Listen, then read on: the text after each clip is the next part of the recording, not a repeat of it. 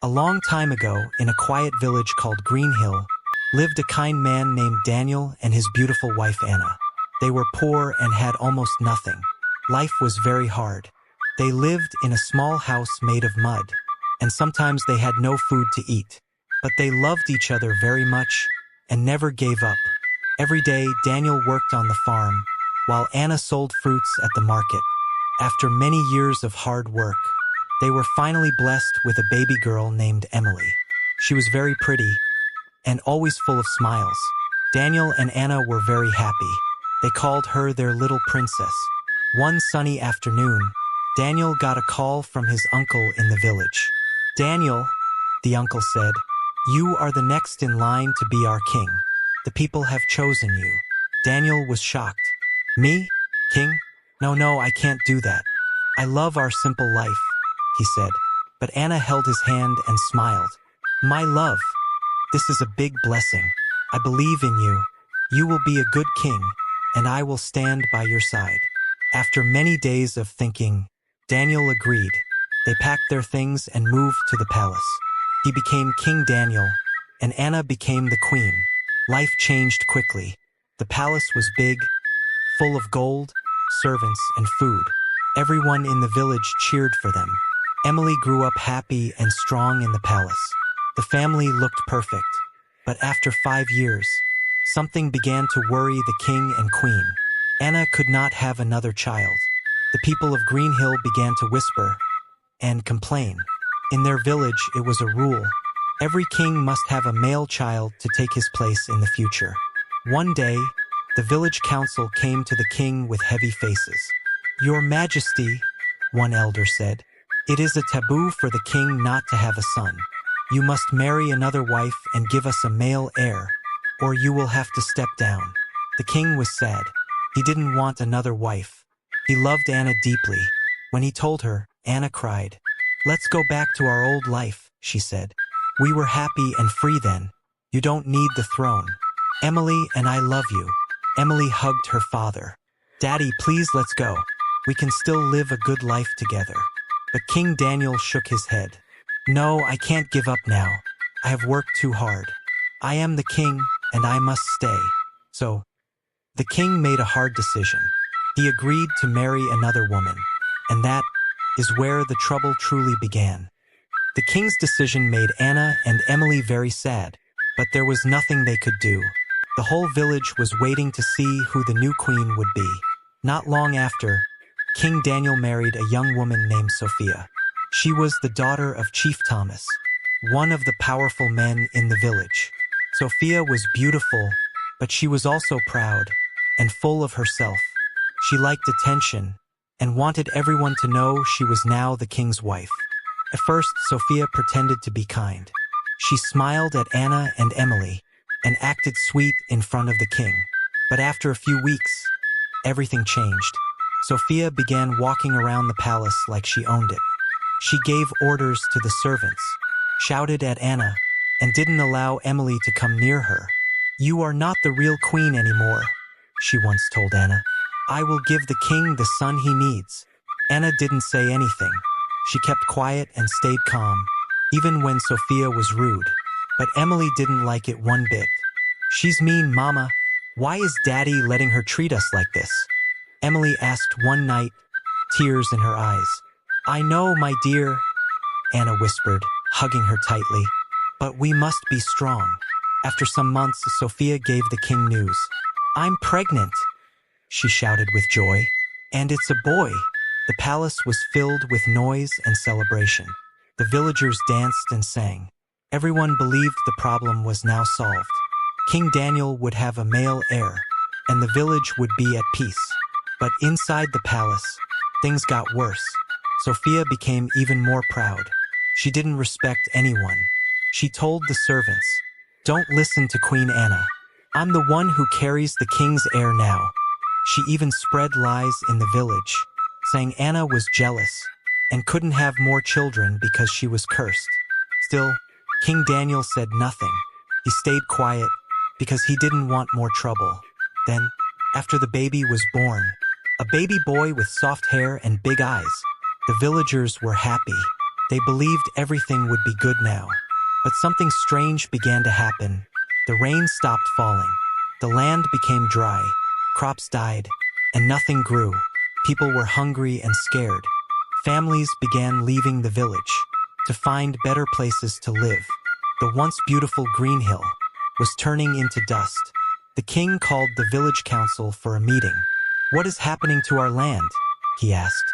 The elders looked worried. They searched through their books and talked to wise men. After many days, one elder stood up and said something that shocked the king. "Your Majesty, the child born in this palace, the one called the male heir, is not your blood. He is a bastard, and it is a great sin to bring a bastard into the royal family. That is why the land is crying." King Daniel's face turned white. "What are you saying?" "He is my son." But the elder shook his head. "No, your Majesty, he is not. The gods of the land have spoken through signs. A bastard child must never live in the palace." The king was silent. Sophia was called in.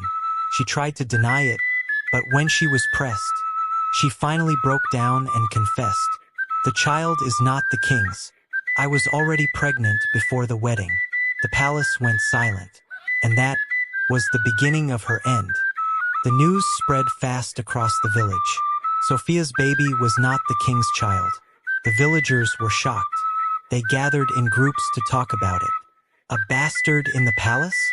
No wonder the land is dry. She has brought shame to the crown." The elders and the council were angry. They met again in the great hall with King Daniel. "Your Majesty," one elder said, "this is a serious matter. A child who is not yours has no place in the palace. It is the reason for the village's suffering." Another elder added, "The land is cursed because the royal line has been broken." King Daniel sat quietly, his face full of shame and regret. He remembered how Anna and Emily begged him not to take a second wife. But now it was too late. The damage had been done. The council stood up. "We give the order. Sophia and her child must leave the palace at once. And you, King Daniel, must make things right." When Sophia heard the order, she screamed and cried, "No, I am the king's wife. You cannot throw me out. I gave him a son." But no one listened. Even the king didn't speak for her. He was too hurt. Sophia tried to beg Anna for help. "Please, forgive me. Talk to the king for me. Don't let them chase me out." But Anna only looked at her calmly. "You forgot I was here when you felt powerful. Now you remember me? This is not my doing. This is your own doing." That same day, the guards took Sophia and her child out of the palace. They were sent back to her father's house. In shame, Chief Thomas was embarrassed and angry. He refused to speak to her. Peace slowly began to return to the palace. But the land was still dry, and the people were still suffering. One day, while Anna was sitting in the garden, thinking about everything that had happened, she felt something strange in her body. She ran to the royal doctor. After checking her, the doctor smiled wide and said, "Your Majesty, you are pregnant." Anna couldn't believe it. After all these years, a child? She cried happy tears and ran to tell King Daniel. The king, who had been sad and quiet for many weeks, jumped with joy when he heard the news. "Anna, are you sure? This is real." "Yes, my love," she said, smiling. "This time, it's truly ours." Emily was the happiest of all. "I'm going to be a big sister." From that moment, the palace became joyful again. Anna's pregnancy gave the people hope. The sky became clear, and a few days later, rain fell for the first time in many months. The villagers danced in the water and thanked the heavens. Everyone believed the land was healing, because the true royal child was finally on the way. And so months passed. Anna's belly grew. The land became green. The markets were full again, and the people of Green Hill slowly returned to their homes. Finally, after 9 months, the day came. Anna gave birth to a bouncing baby boy. The king cried. Emily laughed. The whole palace sang and danced. The boy was named David, strong, healthy, and full of life. But little did they know, the story of David was only just beginning. Baby David grew quickly. Everyone in the palace loved him. He was cheerful and curious, always smiling and reaching out to touch everything around him. King Daniel and Queen Anna were proud parents. Emily, now 15 years old, took very good care of her little brother. David was not just a baby. He was a symbol of hope and new beginnings for the whole village. The land was green again, the crops were growing tall, and the villagers were happy. King Daniel worked hard to be a good king, always listening to the people and making sure no one went hungry. Emily was growing up too. She was smart, kind, and loved to learn. She helped the royal teachers with her studies and dreamed of going to a big university far away to become a doctor one day. She wanted to help not just her village but many other places too. One sunny morning, a letter arrived at the palace. Emily was nervous as the royal messenger handed it to her. It was from the Grand University of Elderton, the best school in the kingdom. Emily opened the letter slowly. Her eyes grew wide as she read the words. Dear Emily, we are pleased to offer you a place at the Grand University of Elderton to study medicine. She jumped up and down with joy. Mom, Dad, look, I got the letter. I'm going to university, she shouted. Anna smiled warmly. We are so proud of you, Emily. This is your chance to make your dreams come true. King Daniel hugged Emily. You have worked hard, and this is only the beginning. We will support you all the way. Emily ran to David's room and picked him up gently. Little brother, one day I will help people like you to make sure everyone stays healthy. Anna and Daniel knew it wouldn't be easy for Emily to leave the palace and village, but they also knew she had to go. The kingdom was changing, and the future was in the hands of the young. Before Emily left for Elderton, she promised her parents, I will study hard and come back to help our people. David, still a baby, smiled as if he understood. King Daniel looked at his family and felt a deep happiness. The true heir, little David, was growing strong, and his daughter was about to start a new journey. Life in Green Hill was peaceful again, full of hope and promise. But change was on the way, and new challenges would soon arrive. The day Emily left for the Grand University of Elderton was both happy and sad. The whole village came to say goodbye. King Daniel, Queen Anna, and little David stood at the palace gates, waving as Emily's carriage rolled away. Be brave, Emily, her mother said softly. Remember your promise. The king added, his eyes shining with pride. Emily smiled and waved back. I will make you proud. Back at the palace, life began to change. David was growing fast. He loved to run in the palace gardens and laugh with the servants. King Daniel spent more time with him, teaching him about the kingdom and how to be a good leader one day. Anna watched them with a smile. She felt proud of her family and hopeful for the future. Meanwhile, Emily worked hard at university. She made many new friends and learned all about medicine and science. Letters flew back and forth between Emily and her family, filled with stories and dreams. In the village, things were getting better every day. The crops were strong, the market was busy, and people were happy. The king and queen made sure everyone had what they needed. One afternoon, King Daniel sat with the village council. We have come a long way, he said, but we must keep working together to make Green Hill the best place for our people. The council agreed, and they planned new schools, better roads, and more jobs. Emily's success gave everyone hope, especially young children who wanted to learn like her. One evening, as the sun set behind the hills, Anna sat with David and told him stories about his big sister. She is far away now, Anna said, but one day she will come back, and our family will be stronger than ever. David smiled and reached for her hand. I want to be like her. And so, the kingdom of Green Hill grew, in peace and strength. The true heir was loved and cared for, and the future looked bright. 6 years passed quickly. Emily studied day and night at the Grand University of Elderton. She worked hard in her classes, helped in the school hospital, and always remembered her promise to come back and help her people. Then came the big day.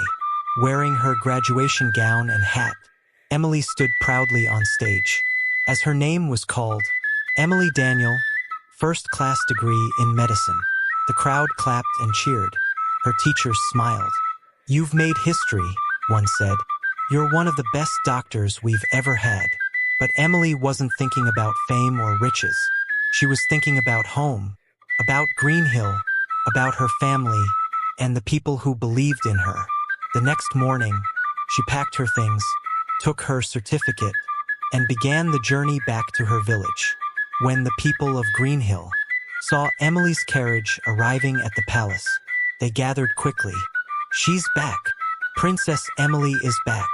Our doctor has returned." The palace gates opened, and there she was, taller, wiser, and more confident than ever. She stepped down from the carriage and hugged her parents tightly. "I'm home," she whispered. King Daniel's eyes were full of tears. "You did it, Emily. You kept your promise." That evening, there was a grand celebration in the palace. Music played, food was served, and the whole village came to welcome their doctor. But Emily had even bigger news to share. "I'm not just here to visit," she told everyone. "I'm opening a hospital right here in Green Hill, a place where everyone, young or old, can get good care." The crowd cheered. The next few months were full of work. With the help of the king, the queen, and the village council, Emily built a large, clean hospital near the market square. It had enough space for doctors, nurses, beds, and equipment. She named it Green Hill Royal Hospital. People came from near and far to be treated. Some who had never seen a doctor before now had hope. Emily treated children with fevers, mothers with newborns, and farmers with injuries. And she did it with love, just like she had always promised. David, now a young boy, loved to visit the hospital and watch his big sister work. "One day," he said proudly, "I'll help people too, just like Emily." King Daniel and Queen Anna would often sit on a bench near the garden, watching their children grow into their purpose. The palace was peaceful, the land was strong, and the people were healthy. Green Hill had truly changed, not by magic, not by power, but by education, hard work, and love. Moral lessons. Hard work and patience bring great rewards. Emily stayed focused and became a doctor through dedication. Never forget your roots. Even after reaching success, Emily came back to help her village. Pride and selfishness lead to loss. The second queen, Sophia, lost everything because she lied and was unkind. Family and unity are more valuable than power. The king almost lost everything but found true peace with his family. A girl can achieve great things. Emily proved that daughters are just as strong and capable as sons.